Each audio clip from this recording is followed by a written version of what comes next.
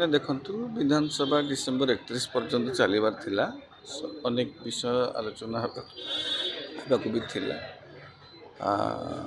ନିହାତି ଭାବରେ ବିଧାନସଭାର ସେସନଟା କେତେ ଦିନ ହେବ, କ'ଣ ସରକାରୀ କାର୍ଯ୍ୟକ୍ରମକୁ ନେଇକରି ବି ସେସବୁ ଆଲୋଚନା କରାଯାଏ। ସରକାରଙ୍କ ପାଖରେ କେତେଟା ବିଲ୍ ଅଛି, କେତେ ପ୍ରଶ୍ନ ଅଛି, କ'ଣ ଅଛି, ତାକୁ ନେଇକି ବିଧାନସଭା ସମୟ ଧାର୍ଯ୍ୟ କରାଯାଇଥାଏ। ଯେହେତୁ ନିର୍ଘଣ୍ଟ ଧାର୍ଯ୍ୟ ହୋଇଥିଲା ଆପଣଙ୍କର ଡିସେମ୍ବର 31 ପର୍ଯ୍ୟନ୍ତ, ଆଶା କରାଯାଉଥିଲା ହଁ 2-4 ଦିନ 5 ଦିନ ଆଗରୁ ହାଉସ୍ ବନ୍ଦ ହେଲେ ଅଲଗା କଥା।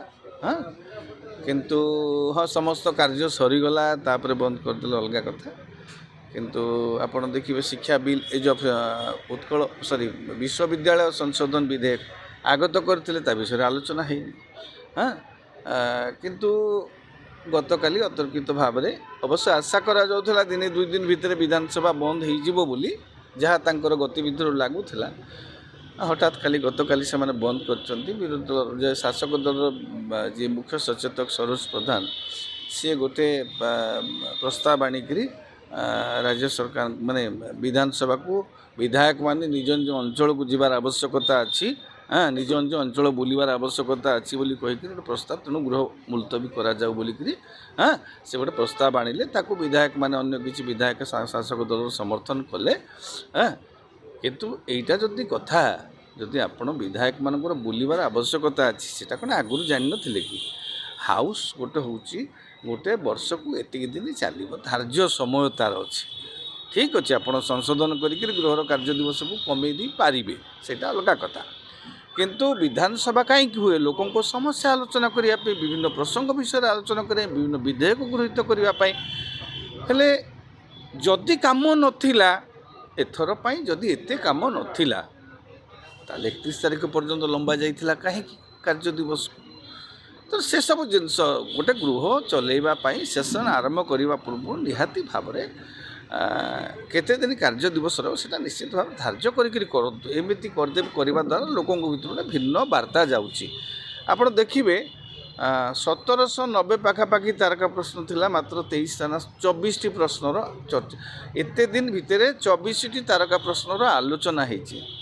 ପାଖାପାଖି ନିଆଯାଇଥିଲା 1790 ପାଖାପାଖି ତାରକା ପ୍ରଶ୍ନ।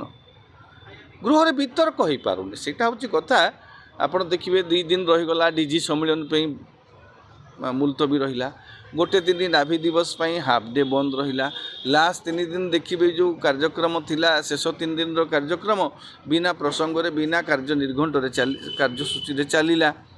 ତା ଭିତରେ ମଧ୍ୟ ଆପଣ ବିନା ପ୍ରସଙ୍ଗରେ କାମ ଚାଲୁଛି। ଶିକ୍ଷା ବିଶ୍ୱବିଦ୍ୟାଳୟ ବିଧେୟକଟାକୁ ଆପଣ ସଂଶୋଧନ ବିଧେୟକକୁ ଆଗତ କରିଛନ୍ତି, ତା ଉପରେ ଟିକେ ଆଲୋଚନା କରିଦେବା କଥା।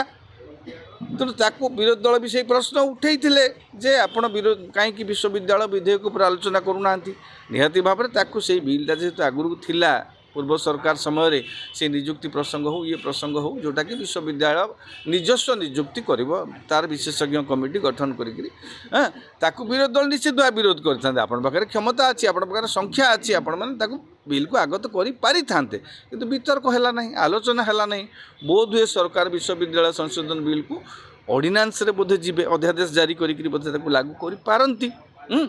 କିନ୍ତୁ ଏଇ ଯେଉଁ ଗୃହଟା ବନ୍ଦ ହୋଇଗଲା ଏତିକି ଦିନ, ତାକୁ ନିହାତି ଭାବରେ 16 ଦିନ ଆହୁରି କାର୍ଯ୍ୟ ଦିବସ ଥିଲା, ବନ୍ଦ କରାଗଲା। ଲୋକଙ୍କ ଭିତରେ ଆପଣ କେମିତି କହୁଛନ୍ତି? ଆପଣଙ୍କ ବିଧାୟକମାନେ ବିଧାନସଭା ଆରମ୍ଭ ହେବା ପୂର୍ବରୁ ଜାଣିନଥିଲେ ତାଙ୍କ ନିଜ ନିର୍ବାଚନ ମଣ୍ଡଳୀକୁ ଯାଇକି ଲୋକଙ୍କୁ ଭେଟିବାର ତାଙ୍କ ଦାୟିତ୍ୱ ବୋଲିକିରି? ହେଲେ ସେମାନେ ଏତିକି ବି ଜାଣିଥିବା ଦରକାର ଯେ ବିଧାନସଭା ଯେତିକି ଦିନ ଚାଲିବ ସେତିକି ଦିନ ସେମାନେ ଭୁବନେଶ୍ୱରରେ ବିଧାନସଭାରେ ରହିବେ।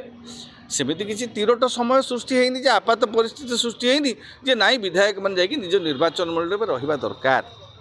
ସେମିତି କିଛି ହେଇନି ପରିସ୍ଥିତି, ଭଗବାନଙ୍କ ଦୟାରୁ ସେମିତି କିଛି ପରିସ୍ଥିତି ସୃଷ୍ଟି ହେଇନାହିଁ। ତେଣୁ ଏଇ ଯେଉଁ ବନ୍ଦ ହେଇଯାଇଛି, ତାକୁ ନେଇକରି ବିରୋଧୀ ସମାଲୋଚନା କରିବା ସ୍ୱାଭାବିକ। ସେମାନେ ତାଙ୍କର ଯୁକ୍ତି ରଖିବେ, ଲୋକଙ୍କ ପାଖକୁ ଯିବାର ଆବଶ୍ୟକତା ଅଛି, ଇଏ ତାକୁ କହିବେ, ପଛଘୁଞ୍ଚା ଦେଲେ। ନିହାତି ଭାବରେ ଦେଖିବେ ଯେଉଁ ବିଧାନସଭାରେ ବିରୋଧୀ ଦଳର ବିରୋଧ, ଆପଣଙ୍କ ଯେଉଁ ଧାରଣା, ଯେଉଁ କର୍ମୀମାନେ ବିଭିନ୍ନ ଆନ୍ଦୋଳନ, ଏ ଯେଉଁ ମିଶନ ଶକ୍ତିର ସେ ସମସ୍ତ ଦିଗକୁ ଦେଖିକରି ସରକାର ଯେହେତୁ ନୂଆ ପ୍ରଥମ ଥର ପାଇଁ ଏତେ ବଡ଼ ବିରୋଧକୁ ସାମ୍ନା ବି କରୁଛନ୍ତି, ତ ନିହାତି ଭାବରେ ଗୃହକୁ ସେମାନେ ବନ୍ଦ କରିଦେବା ଉଚିତ ମନେ କଲେ, ଯେଉଁଟାକି କୁହାଗଲା ଯେ ବିଧାୟକମାନେ ନିଜ ନିଜ ଅଞ୍ଚଳକୁ ଯିବାର ଆବଶ୍ୟକତା ଅଛି।